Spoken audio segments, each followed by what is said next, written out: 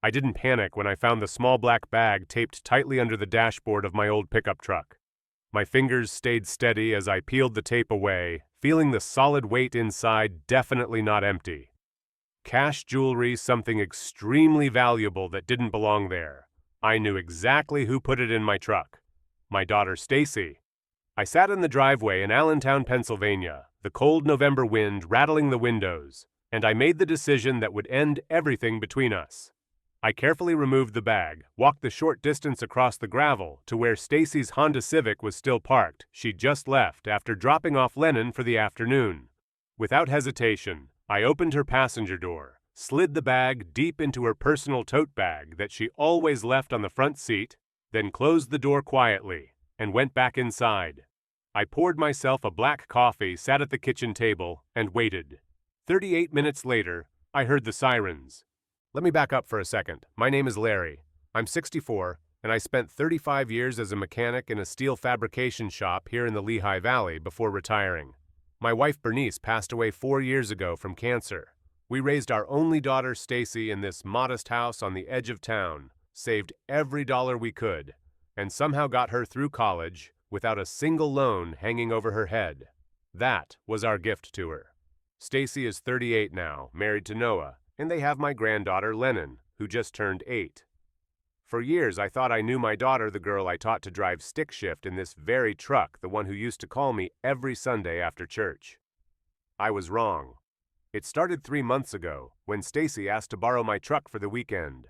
Said her Honda's transmission was acting up again. I handed her the keys, without a second thought she'd borrowed it before to haul furniture or run errands. When she brought it back Sunday night, something felt off. She was fidgety eyes darting to her phone every few seconds, hands shaking slightly when she passed me the keys. "Everything okay, sweetheart?" I asked. "Yeah, Dad. Just work stress." "Thanks for the truck, you're a lifesaver." She hugged me too quick, and left. The next morning I found a small plastic wrapper wedged between the seat and the console.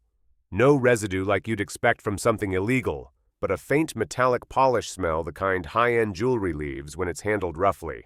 I told myself it could have been anything, maybe she was carrying something for a client. But deep down I knew better. The second time she borrowed the truck was 6 weeks later. Same story, cars in the shop again, Dad just need it for a quick run tomorrow. I said yes, like always. This time I watched her from the window when she returned it.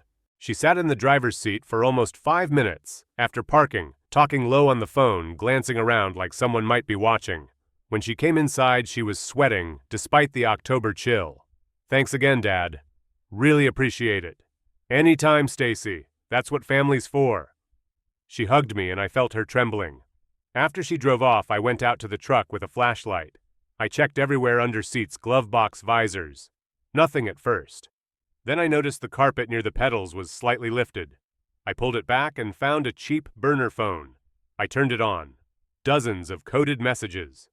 Addresses in Philadelphia, drop times, old man's truck is perfect cover. No one stops a grandpa. One text made my stomach turn, package secure. Next run tomorrow. My daughter was using my truck to move stolen valuables, cash, and jewelry she'd embezzled from her finance job, or worse. The girl I walked down the aisle at her wedding, the one who cried on my shoulder when Bernice died, was risking everything and using me as her shield. I didn't confront her right away. I needed the full picture. But that morning, when I found the black bag taped under the dashboard, $40,000 in cash bundles, and a handful of high-value pieces, I knew time was up. I moved it to her personal bag, and 38 minutes later, the sirens came for her. If you've ever had to choose between the love you feel for your child and the hard line you have to draw to save what's left of your family, smash that like button, hit subscribe, and turn on notifications. Stories like this don't get easier to tell, but they need to be heard. Stick around. I grew up in Allentown, Pennsylvania, back when the steel mills still hummed day and night, and families like ours could buy a solid bungalow on a mechanic's paycheck. The Lehigh Valley has changed since then. Mills closed, warehouses took over, and the city feels quieter now. But the house Bernice and I bought in the early 80s still stands on a tree-lined street near the river. Same white siding, same front porch where we used to sit and watch the neighborhood kids ride bikes. Bernice was the steady one. She worked as a school secretary for 28 years, always knew how to calm me down after a long shift covered in grease. We had one child, Stacey, born when I was 26, and Bernice, 24. She was our everything smart stubborn with Bernice's quick smile and my determination. We poured every spare dollar into her future piano lessons, college tuition at Lehigh University. No debt when she graduated with a business degree. That was the promise we made to her. Do better than we did. Bernice got sick 4 years ago. Pancreatic cancer. Fast and cruel. She fought hard, but the end came quicker than any of us expected. Stacey was there every day at the hospital, holding her mother's hand, making sure the nurses knew exactly what Bernice liked in her coffee. When Bernice passed, Stacey cried in my arms like she was 10 years old again. I thought that kind of closeness would last forever. Stacey married Noah 7 years ago. He's a solid guy, works as a project manager for a construction firm in Bethlehem, about 20 minutes away.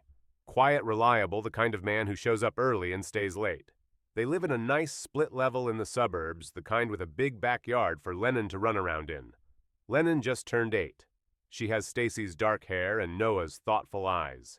Every time she visits, she drags me out to the garage to help with whatever project I'm tinkering with, usually just handing me tools and asking a million questions. She calls me Grandpa Larry, and every time she says it, something in my chest loosens. Stacey works in financial services now. She started as a junior account rep at a mid-sized firm downtown handling client portfolios, investments, retirement plans. Over the years, she climbed promotions, bigger bonuses, nicer clothes. She'd come over sometimes with stories about closing big deals, helping families secure their futures. I was proud. Bernice would have been too. 3 months ago, everything shifted. It was a Friday evening in August. Stacey called around 6. Dad, my Honda's making that grinding noise again. Transmission, I think. Can I borrow your truck this weekend? I need to pick up some things for the house and drop off paperwork in Philly Saturday morning. I didn't hesitate. Keys are on the hook by the back door. Fill the tank when you're done. Thanks, Dad. You're the best. She arrived 20 minutes later, hugged me tight, and took off in the pickup. I watched her taillights disappear down the street, then went back to watching baseball. She returned it Sunday night around 8. I was in the living room when she pulled in. She came inside carrying a small paper bag from Wawa Coffee and a muffin for me like always. But her smile didn't reach her eyes. Everything go okay? I asked, taking the bag. Yeah, just busy. Traffic was brutal on 78. She set the keys on the counter. Thanks again. I owe you. You don't owe me anything, sweetheart. She hesitated for a second, then hugged me. It felt shorter than usual. When she pulled away, she wouldn't quite meet my gaze. See you soon, Dad. I walked her to the door and watched her drive off in the Honda. Something nagged at me. Nothing I could name, just a father's instinct. The truck looked the same, smelled the same, but the air inside felt heavier somehow. The next morning, I went out to check the oil like I always do on Mondays. When I opened the driver's door, a small plastic wrapper fluttered out from between the seat and the center console. Clear, crinkled, the kind, fancy gift boxes used for padding. No writing on it, but it had a faint scent, jewelry polish, metallic and clean. I picked it up, turned it over. Nothing else. I stood there for a long minute, wrapper in my hand. It could have been nothing. Maybe she bought Lennon a necklace or earrings and the box tore. Maybe a client gave her something. But the way she'd been acting, the quick hug, the averted eyes stuck with me. I put the wrapper in my pocket and told myself not to overthink it. Stacey was grown. She had her own life, her own stresses. I wasn't going to turn into one of those fathers who snoops, but that wrapper stayed in my pocket all day.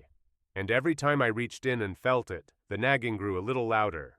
2 weeks after that first wrapper, Stacey called again on a Tuesday evening. Dad, the Honda's acting up worse. Can I borrow the truck tomorrow morning? Just a quick run to Philly for a client meeting and back by lunch. I paused, longer than usual. Sure, keys are where they always are. Thanks, Dad. I'll fill the tank and bring it back clean.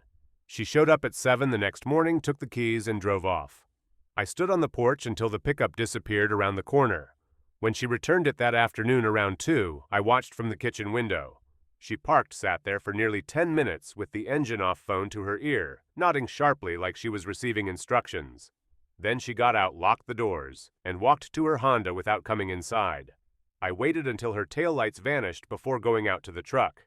I started with the obvious places, glove box, center console, under the seats. Nothing. Then I moved to the floor mats. The driver's side one was slightly askew. I lifted it and saw faint scratches on the metal plate beneath, like something heavy had been slid in and out repeatedly. My pulse picked up.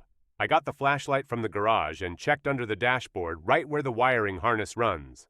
Taped, there was another small plastic bag. Inside, tiny flecks of gold polish, a single diamond chip, no bigger than a grain of rice, and a folded receipt stub torn at the edges. The receipt showed a partial serial number for a luxury watch, something worth thousands.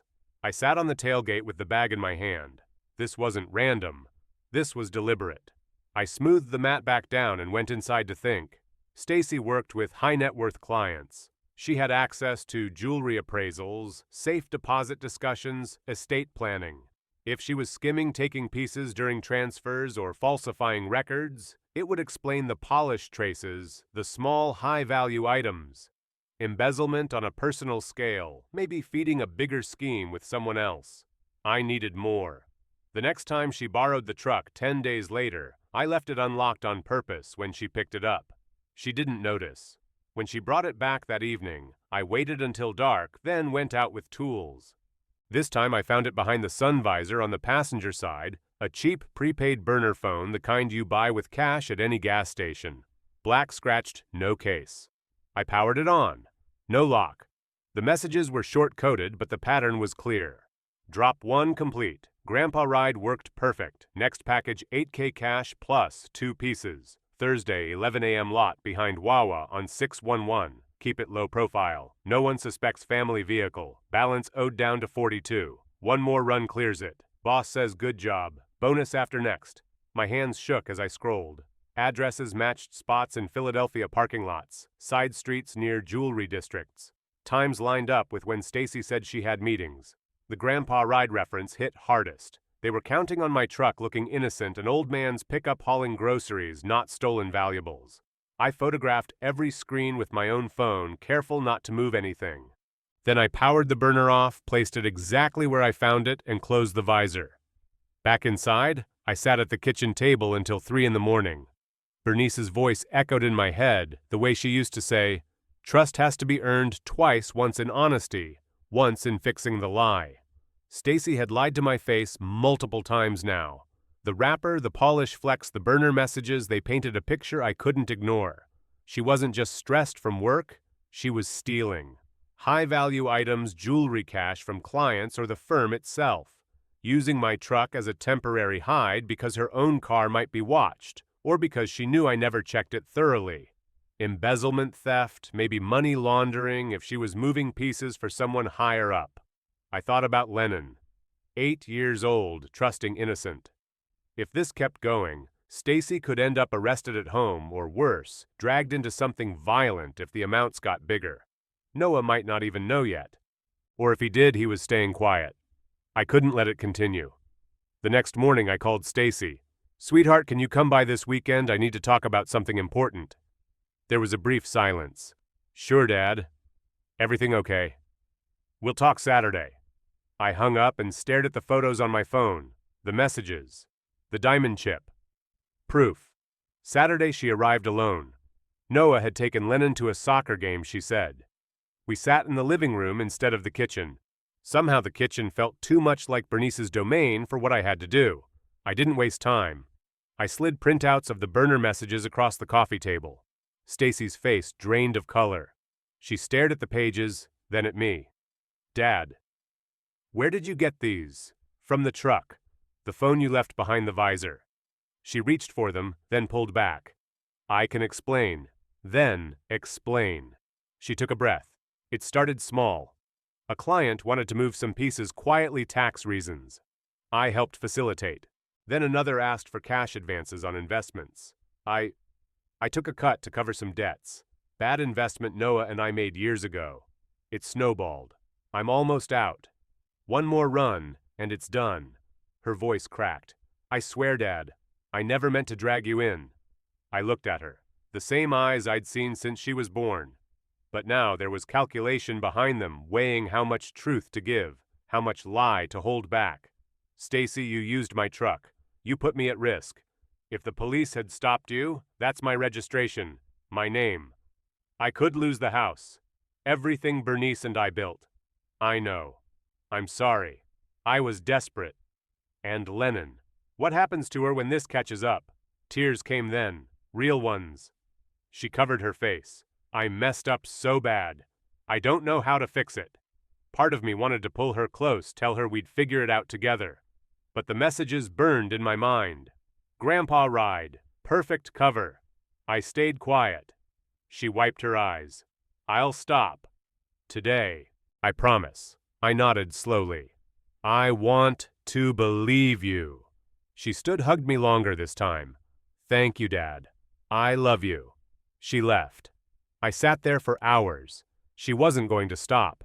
I could feel it in the way her story shifted, debts almost cleared. Then one more run. The same pattern as before.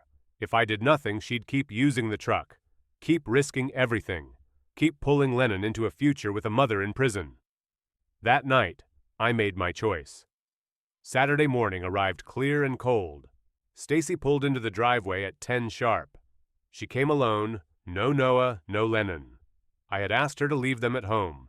She stepped inside wearing the same navy coat she'd had since college, hair pulled back tight like she was bracing for something. We went straight to the kitchen table, the same table where Bernice used to make pancakes on Sundays. I didn't offer coffee. This wasn't a casual visit. I placed the stack of printed messages in front of her screenshots from the burner addresses, circled times highlighted. She looked down then up at me. Dad? How long have you known long enough? She swallowed. I didn't want you to find out this way. Then tell me the truth. All of it. She sat, hands folded in her lap. It started 2 years ago. Noah and I invested in a real estate fund supposed to be safe high return. It tanked. We lost almost everything we had saved. The firm I work for. They have clients with private collections. Jewelry mostly. Estate pieces. I handle transfers, sometimes appraisals, safe deposit access. One client asked me to hold a few items off books. Cash commission. It felt harmless at first. She paused. Then another client. Then I started moving small amounts myself, skimming from wire transfers, falsifying receipts. Just enough to cover payments on the debt. I thought I could pay it back before anyone noticed. How much? 200,000 at the peak. Down to 40 now. One more big piece and I'm clear. Her voice stayed steady until the end. Then it cracked. I used your truck because my car gets checked at work parking sometimes. Security cameras. I figured an old pickup in the driveway wouldn't raise flags. I leaned forward. You figured wrong. You put my name on the line. My house. My freedom. If they trace one of those pieces back to the truck, it's me they come for first. Tears started then. Silent at first, then spilling over. I know. I hate myself for it. I never meant to hurt you. Or Lennon. She thinks everything's fine. She asks why Mommy's always on the phone late at night. I tell her work. But it's not work. It's fear. She reached across the table. Dad, please, I'll stop. I'll return everything I can. I'll talk to the firm, say it was a mistake. I'll get help. Therapy, whatever it takes. Just don't tell anyone. Not Noah, not the police. I looked at her hand. The same hand I held when she was small, crossing the street. Now it trembled. Why should I believe you this time? You've lied every time you've borrowed the truck. Every time you said quick errand. Every time you hugged me and left without looking back. I'm not lying now. I swear on Lennon's life. The words hit hard. I closed my eyes for a second. Bernice's voice came again, soft, firm. Love doesn't mean letting them fall forever. Sometimes it means catching them before they hit bottom, even if it hurts. I opened my eyes. You have until next week. Return what you can. Cut contact with whoever's involved. Come back here and show me proof. If you do that, we figure out the rest together. If you don't, I won't protect you anymore. She nodded quickly. I will. Thank you, Dad. I love you so much. She stood, came around the table and hugged me. This time I let her. Her shoulders shook against mine. When she pulled away, her mascara had run. She wiped it with her sleeve. I'll call you every day. I promise. She left. The door clicked shut behind her. I sat at the table for another hour. The messages were still spread out in front of me. 40,000 left. One more run. She wouldn't stop. I knew it the way you know a storm is coming before the first drop falls. The tears were real. The fear was real. But the promise. It shifted too easily. One more piece. Almost clear. The same phrases she'd used on the burner. I couldn't wait for her to decide. If I gave her the week and she kept going, the next drop could be the one that got her caught, or worse, pulled deeper into whoever was on the other end of those texts. That afternoon, I drove to the hardware store on Tilghman Street, bought a small dash cam, the kind that plugs into the cigarette lighter records in loops motion activated. I installed it in the pickup myself, hidden behind the rearview mirror. Angle pointed at the passenger seat and dashboard. If she borrowed the truck again, and I knew she would, I'd have proof. Clear video. No more deniability.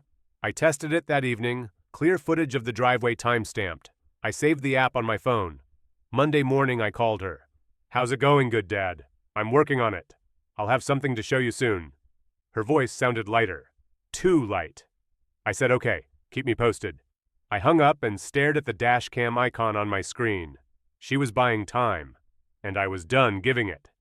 The first borrow after our talk came 4 days later. Stacey texted mid-afternoon. "Dad need the truck tomorrow for a furniture pickup in Easton. Honda's still in the shop." "Okay," I replied, "keys are ready." She arrived at 8 the next morning. I handed her the keys without a word. She smiled too bright and drove off. I waited 10 minutes, then got in my old Corolla and followed at a distance. She didn't go to Easton. She took Route 22 east, then south toward Bethlehem. I kept 2 cars back, heart pounding the whole way. She pulled into a large parking lot behind a strip mall, empty except for a few delivery trucks. A black SUV rolled up beside her. A man in a gray hoodie got out, glanced around, then slid into the passenger seat of my truck. They talked for 7 minutes. I used my phone from across the lot zoom lens on video rolling. The man handed her a small duffel. She opened it briefly, nodded, then passed him a flat envelope. He left. She sat there another minute checking her mirrors, then drove away. I didn't follow her home. I went back to the house, downloaded the footage, and stored it on an encrypted drive. Timestamp 9:47 a.m. License plate on the SUV Pennsylvania, starting with JKL. 2 days later, she called again. "Dad, quick favor, need the truck Thursday morning. Client needs some files delivered to Allentown Airport area." I said yes. This time I left the dashcam running. She picked it up at 9. I followed again, this time to a different lot off MacArthur Road. Same pattern SUV pulls up, same gray hoodie man, quick exchange, another bag, another envelope. Video caught it all, faces clearer. This time bag contents glimpsed bundles of cash, glint of metal. I photographed the plates again, same vehicle. I started a folder on my laptop, evidence. Screenshots, videos, timestamps, locations mapped on Google. 3 drops in 2 weeks. Each one matching the one more run she'd promised to stop. I began to see the scale. These weren't small personal debts. The amounts in the exchanges, judging by the bag sizes, were in the tens of thousands each time. She was moving serious money and valuables, likely fencing stolen jewelry or laundering embezzled funds through cash handoffs. The firm she worked for handled private wealth. She had insider access. If audited, the discrepancies would point straight to her, and straight to me. I kept the Corolla runs discreet. Always different routes, always parked far enough to stay hidden. My mechanic hands were steady on the wheel, but my mind raced. Every time she borrowed the truck, I felt a piece of Bernice's legacy slipping away, the house we paid off together, the security we built for our daughter. Friday evening, she came over with Lennon. My granddaughter ran in first, hugging my legs. "Grandpa, Mommy said we're having pizza." Stacey followed, carrying a pizza box. She looked tired, dark circles, forced smile. "Thought we'd surprise you. Lennon missed you." We ate in the living room. Lennon chattered about school soccer, a new book she was reading. Stacey sat quietly picking at her slice. When Lennon went to the bathroom, Stacey leaned in. "I'm trying, Dad. I've cut back on everything. I'm almost there." I nodded. "Good." She searched my face. "You believe me, right?" I looked at her. "I want to." Lennon came back, climbed onto my lap. Stacey watched us, eyes soft. For a moment it felt normal like before, but when they left, I went straight to the truck. The dash cam had captured another run that morning, one she hadn't mentioned. Same SUV, same man. This time the bag looked heavier. She'd lied about the client delivery. Again. I pulled the footage. Clear audio from the open window. This one's big. Boss wants it gone tonight. 45 in cash, 3 pieces. My stomach turned. I needed the smoking gun. The next borrow came the following Tuesday. Dad emergency, need the truck for a last-minute meeting in Quakertown. Back by noon. I let her take it. This time I didn't follow immediately. I waited until she was gone, then went out to the pickup. I started checking the usual spots again. Under seats, nothing. Glove box empty. Then the dashboard. I ran my hand along the underside, feeling for tape. There it was. A black canvas pouch, duct-taped flat under the steering column.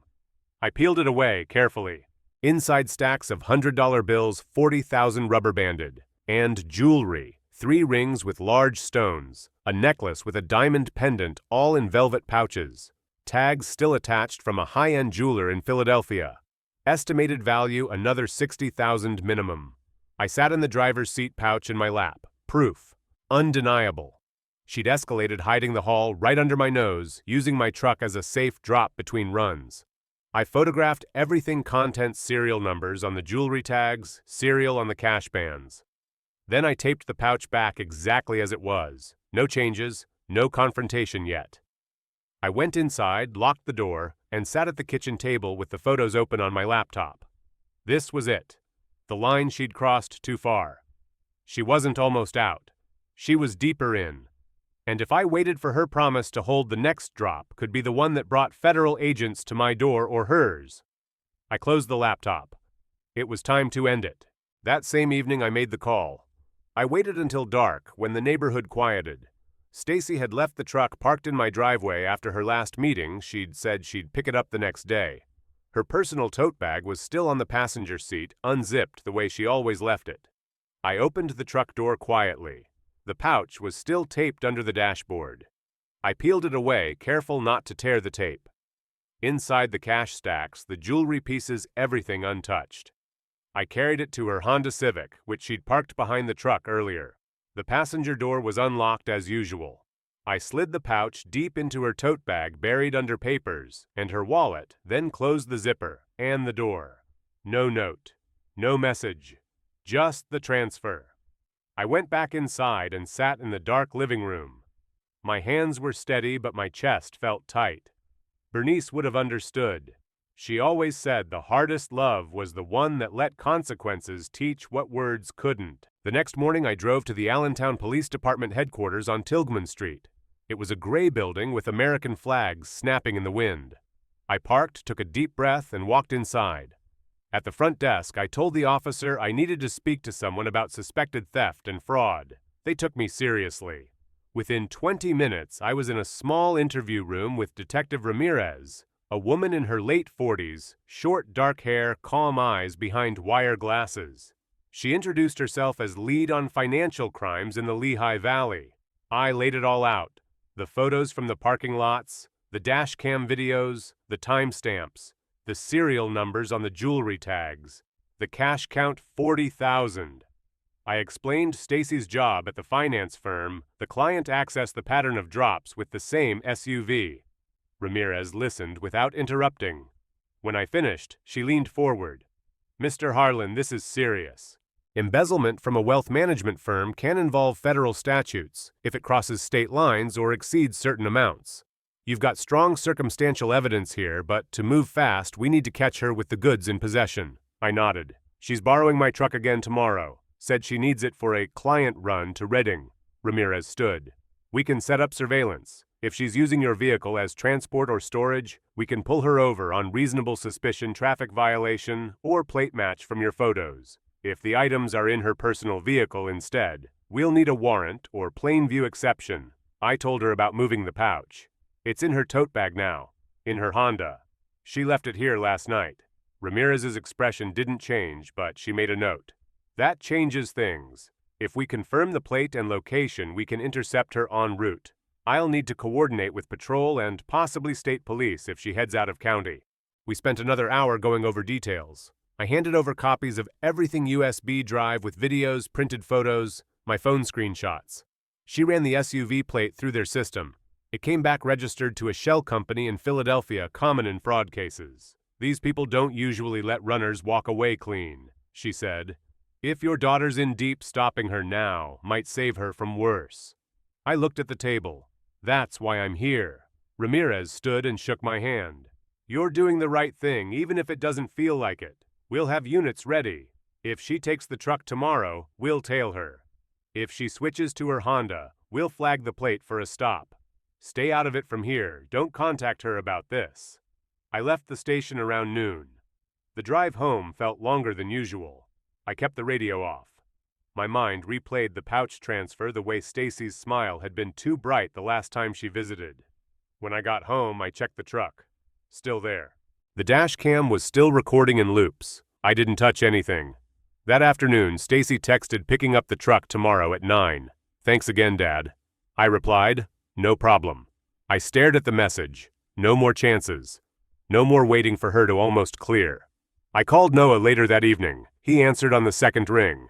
Hey Larry, everything okay? I kept it vague, just checking on Lennon and Stacey. She's been working a lot. Noah sighed. Yeah, long hours. She's stressed. I'm trying to help, but she shuts down when I ask. I didn't tell him more. Not yet. If things went as planned, he'd know soon enough. I hung up and sat on the porch. The streetlights came on one by one. Neighbors walked dogs. Life looked normal. But tomorrow it wouldn't. I went inside, locked the doors, and turned off the lights early. The intercept was set. Stacey arrived at 9 the next morning. She took the truck keys, waved quickly, and drove off in her Honda, instead said the truck needed gas and she'd switch later. I watched her go, knowing the tote bag was in the passenger seat. I stayed home, coffee going cold on the table. The minutes dragged. I didn't turn on the TV, didn't check my phone, just waited. 38 minutes later, the sirens started distant at first, then closer, cutting through the morning traffic on Hamilton Boulevard. My phone rang an hour after that. Noah's name on the screen. I answered. Hello, Larry. They arrested Stacey in the giant parking lot off Cedar Crest. Patrol cars everywhere. They found stuff in her bag. Cash. Jewelry. They're saying theft, fraud, money laundering. This can't be real. His voice broke. She called me from the station, crying. Said it's a mistake. I'm heading there now. Lennon's with the neighbor. What the hell is going on? I gripped the phone. Noah, listen. Take Lennon to your parents. Don't go home. Don't talk to anyone but a lawyer. I'll explain later, but keep her safe. Why, Larry, did you know about this? I found out. I tried to stop it. This was the only way. Silence. Then a choked sound. You turned her in. I protected what's left of the family. He hung up. The news spread fast in a town like ours. By afternoon, Beatrice called my sister, always the one to check in after Bernice passed. Larry, what happened? Noah's mom just texted me. Stacey in jail, I told her the basics. No details on the pouch? She listened, then said, you did what you had to. For Lennon. Stacey was processed at the Lehigh County Jail. Bail hearing the next day. The prosecutor argued flight risk connections to Philadelphia, large amounts involved potential organized element. Judge denied bail. She stayed locked up. Noah filed for emergency custody that week. Temporary order granted. Lennon moved to his parents' house in Emmaus. He started divorce proceedings, immediately irreconcilable differences, citing the criminal charges. Pennsylvania law makes it straightforward when one spouse faces felony counts. Assets frozen pending investigation. I saw Lennon 2 days later. Noah dropped her off for the afternoon. She ran in backpack bouncing. Grandpa Daddy said Mommy's away for work. When's she coming back? I knelt down. Soon, kiddo. But you're staying with me today. We'll make grilled cheese. She nodded, but her eyes searched mine. Kids sense things. We played in the backyard. She kicked a soccer ball, laughed when I missed. Normal for a while. Noah picked her up at 5. He looked worn bags under his eyes, voice flat. The firm fired her, froze her accounts. Houses in both names, but mortgage payments stopped. I'm moving forward with the divorce. For Lennon. I nodded. Smart. He hesitated. She asked about you. Said tell Grandpa to stay away. I felt it then, a sharp twist. But I pushed it down. Do what's best for the girl. He left. Lennon waved from the car. The firm's internal audit uncovered more. Over 300,000 missing client funds, diverted jewelry from estate sales vanished. Federal charges added wire fraud, interstate transport of stolen property. Stacey refused a plea at first. Her public defender advised cooperation, but she stonewalled. I visited the jail 3 weeks later. Glass partition phones on both sides. She came out in orange hair, unwashed eyes hard. She picked up the phone. You bastard. Stacey, you moved it, put it in my bag, set me up. I found it in the truck. You were going to keep going. You had no right. I was handling it. You weren't. The drops were getting bigger. You lied every time. She leaned closer to the glass. I hate you. You took everything. Noah's divorcing me. Lennon thinks I abandoned her. The lawyer says 10 to 15 if I don't flip. But I won't. Not because of you. Flip on who doesn't matter. You destroyed us. I looked at her. My daughter. Stranger now. I saved Lennon from growing up visiting you in here. Or worse. She slammed the phone down. Stood. Walked away without looking back. The guard didn't stop her. That was the last time she spoke to me. The divorce finalized 2 months later. Noah got full custody. Stacey signed away rights to avoid a drawn-out fight. Better for Lennon, the judge said. She got 8 years eligible for parole in 5 if good behavior. No cooperation. The higher-ups walked. She took the fall. Noah remarried a year after. A teacher from Lennon's school. Nice woman. Stable. I see Lennon every weekend now. Beatrice helps picks her up when Noah works late. We bake do puzzles, talk about everything except her mom. Lennon asks sometimes, why doesn't mommy call? I tell her the truth she can handle. She made big mistakes. She's learning from them. But she loves you. Stacey sent 1 letter from prison. Returned unopened. The cut was complete. Years pass quieter now. Lennon is 10. She stays with me every other weekend and most of summer. Beatrice drives her over from Emmaus on Friday afternoons, stays for dinner sometimes. We make spaghetti, watch old movies, build forts in the living room. Lennon's room upstairs still has the same posters she put up when she was 8, unicorns and soccer stars. I haven't changed a thing. Beatrice helps more than she admits. She picks Lennon up from school when Noah works late, brings groceries when the fridge gets low. She never asks about Stacey. Just says, we keep moving forward. That's enough. Stacey serves her sentence in a medium security facility in Muncie. 8 years, no parole yet. She refused every program that required cooperation. No letters, no calls. The last time I tried to visit the guard said she declined. I didn't go back. Noah remarried 2 years ago. His wife Sarah is good to Lennon, helps with homework cheers at games. They live in a bigger house in Fogelsville. Noah and I speak when Lennon's involved. Polite, no anger. He knows what I did. He doesn't thank me. He doesn't blame me either. That's as close as it gets. Lennon asks less about her mother now. When she does, I answer honestly. Mommy made choices that hurt a lot of people. She's paying for them. But she still loves you. Lennon nods. Sometimes she cries. Sometimes she changes the subject. Kids adapt faster than we think. I keep photos on the mantle, Lennon at 8 smiling on my shoulders, Bernice and me on our porch, one of Stacey holding baby Lennon back when everything looked possible. I look at them often, not to remember the good times, to remember why I chose the hard path. Tough love isn't pretty. It's not hugs and forgiveness on demand. It's drawing lines when someone you raised steps over them again and again. It's accepting that protection sometimes means pain, for them, for you, for everyone. I moved the pouch because words failed. I called the police because silence would have destroyed more than one life. Lennon needed a future without a mother in and out of jail, without whispers at school, without a legacy of lies. Stacey may never forgive me. In her mind, I'm the villain who ended her freedom. She sees betrayal, where I see salvation. But forgiveness isn't the goal. Survival is. Growth is. Giving the next generation a clean slate is. Boundaries aren't walls to keep love out. They're fences to keep danger from spilling over. Consequences aren't punishment for its own sake. They're the teacher love sometimes needs when kindness fails. If I'd enabled her longer, Stacey might be dead caught in a bigger scheme crossed by the wrong people. Or Lennon might have grown up visiting a mother behind bars for life. Instead, Lennon has stability. She has choices. She has a chance to learn from mistakes not her own. That's the value in this story. For any parent watching, trust your gut when something feels wrong. Set the boundary early, even if it shatters the moment. Intervene before the fall is fatal. Love fiercely enough to let them hate you temporarily, if it means they live to rebuild. Stacey's resentment is permanent. Mine is the quiet knowledge that I saved what mattered most. Thank you for sticking with this story to the end. I wish you all health, luck, and strength in your own family journeys. If this resonated, like the video, subscribe for more real-life dramas. Drop a comment with your thoughts or suggestions. I read everyone, and use them to make future stories even better. Share this with someone who needs to hear it. See you in the next one.